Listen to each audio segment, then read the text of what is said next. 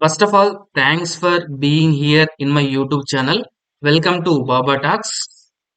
Today మనకు news papers లో డిఎస్సికి సంబంధించిన అంశాలు ఏమేమి ఇచ్చారో ఒకసారి చూద్దాం. ముందుగా ఈనాడు పేపర్ అయితే చూద్దామండి. డిఎస్సి అభ్యర్థుల మెరిట్ జాబితా 22న అని క్వశ్చన్ మార్క్ ఇచ్చి టైటిల్ ఇచ్చారు.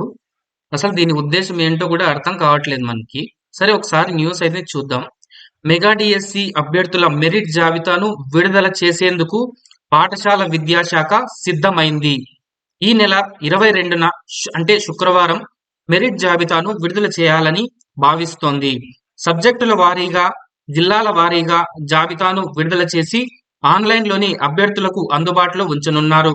సర్టిఫికెట్ల పరిశీలనకు విద్యాశాఖ జిల్లాల్లో ప్రత్యేక కమిటీలను ఏర్పాటు చేసింది.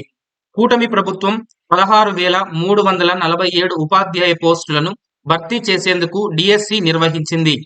జూన్ 6 నుంచి 30 వరకు కంప్యూటర్ ఆధారిత పరీక్షలు అంటే సిబిటి జరిగాయి.